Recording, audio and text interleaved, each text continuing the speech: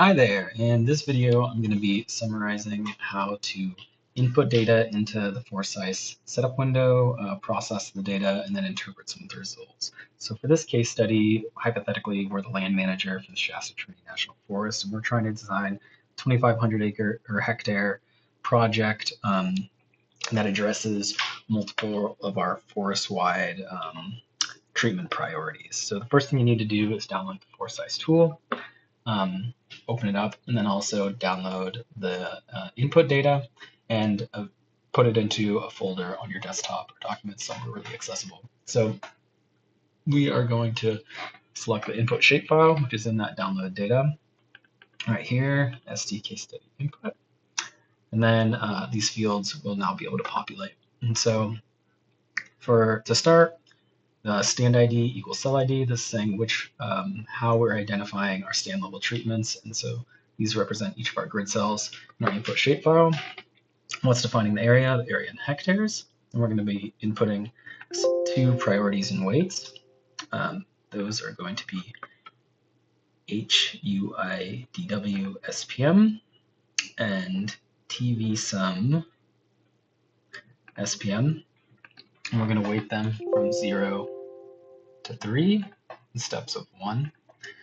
And as a brief reminder of what those values mean, we can refer to our data dictionary for the project.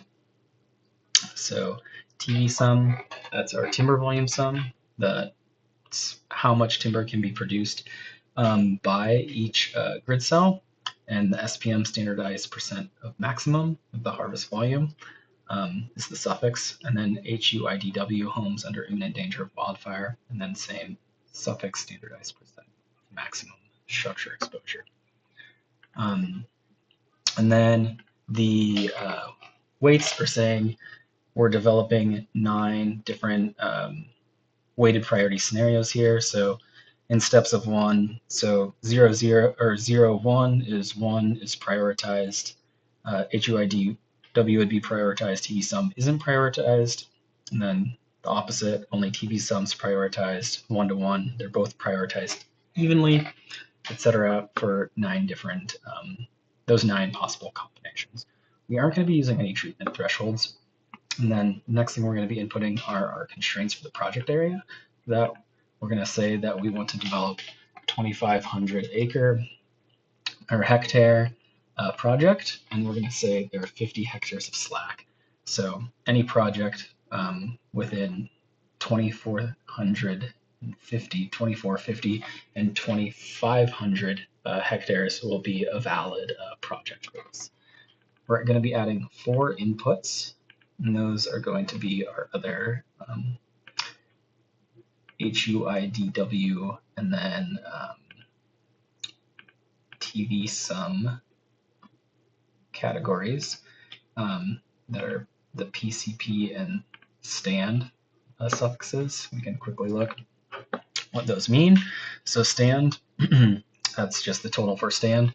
So that's the amount of timber volume in million board feet for each stand. And then for HUIDW, that's the number of structures that would be exposed from a wildfire igniting in that stand.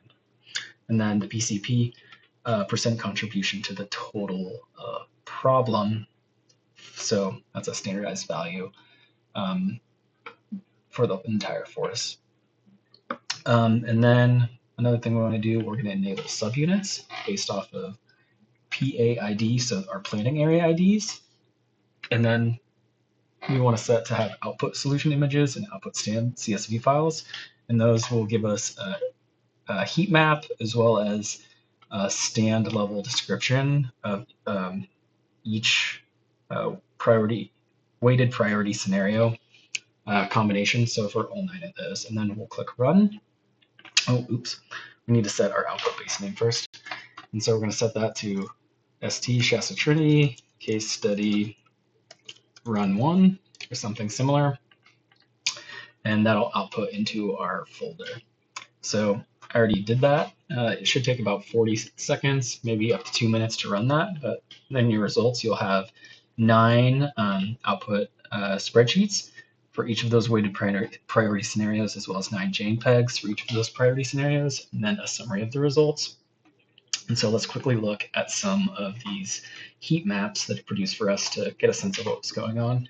So in this heat map, we're looking at the scenario where the weighted priority scenario with 0 and 1, and this is based off our inputs. So the first number is represented to our first priority input. So HUIDW is a 0 priority. So only producing timber volume is prioritized for this heat map, and the 2450 to 2500 is saying that each project is in between 2450 hectares and 2500 hectares based off our constraints field. And so then we can scroll through and see how they differ between our different weighted priority scenarios. So you can see with when only HUIDW is prioritized, it's a lot more treatment would be proposed in this area. And then we can scroll through all of our weighted priority scenarios, more dispersed when both are prioritized, and how it changes throughout those, all 9 of our weighted priority scenarios. So the next thing we're going to do is develop some quick output graphs. So go back to our Foresight Case Study Materials folder, and then open the Output Graphs app folder, and then Foresight X Output Graphs mini application. And for this, we're going to browse to our case study run 1 results spreadsheet. It'll pre-populate for you, and we're going to highlight both of the response fields that it automatically pre-populates. The eTreat, that's the effective treatment for HUIDW, and eTreat TVSum. Those are our priorities. And we're going to set subset field to none. Planning area field subunit, we're going to leave that, and treated area field to treat area hectares. And then we'll click create. That should take a minute or 2 to run.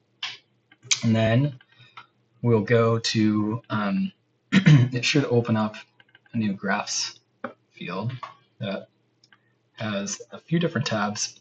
First, we're going to look at these attainment efficiency graphs. And so what's this showing? One important thing it's showing how, if we're only prioritizing one of our priorities versus the other priority, how quickly do we meet the goals for them?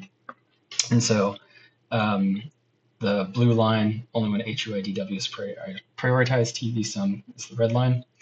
But important thing to note is look at our axes, and these values aren't really realistic for what we're kind of looking at, or what we want to be looking at, because it's showing us, creating projects to treat the entirety of the forest, and so that's not what we're looking to do. So we're going to adjust these quickly.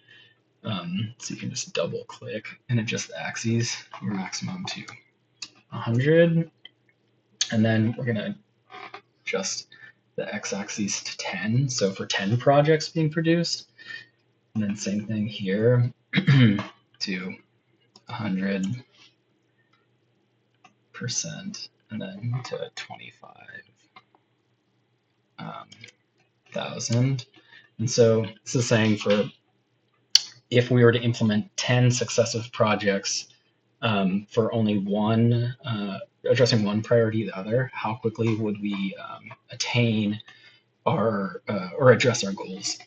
So you can look at the slopes of these 2 lines, and you'll see, we meet the slope for addressing HUIDW is much steeper than addressing the producing timber volume. So we meet this priority, the HUIDW priority, relatively quickly. And then these messy graphs, they are showing us our outputs, how much we are addressing our 2 priorities for each of our subunit areas. So these are all 41 of our planning areas. And so effectively what this is saying is which planning areas are the most effective at addressing our 2 priorities. So we want to look furthest in positive space, so farthest into the top right corner, And then those two planning areas are probably where we should actually implement our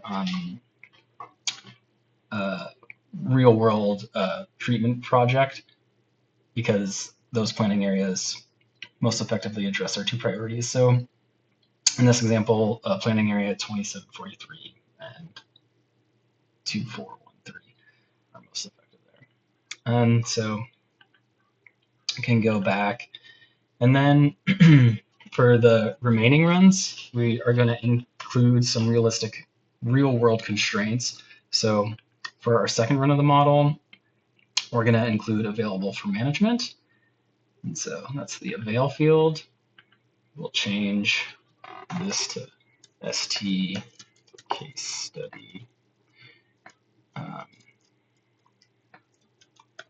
run 2, and then run the model.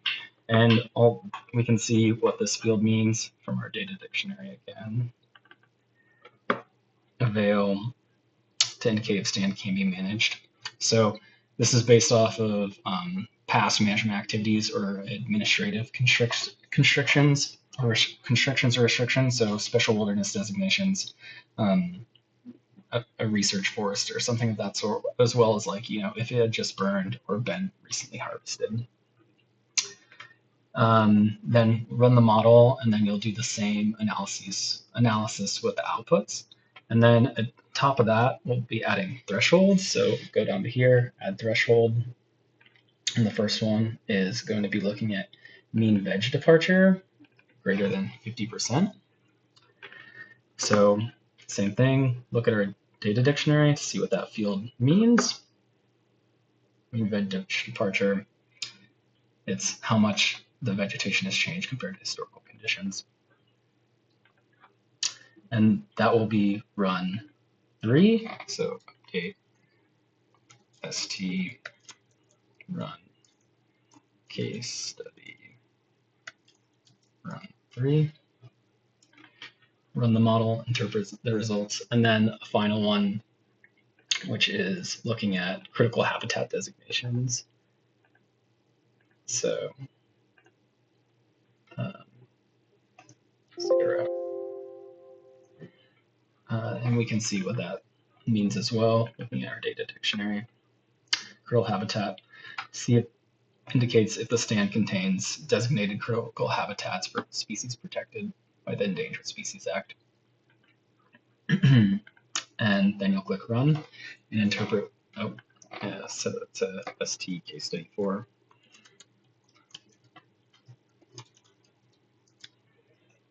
And then run the model again, interpret the results. And that is how you will assess different potential treatments or designing treatments while meeting multiple land management priorities and addressing secondary management priorities at the landscape scale with the Foresight tool.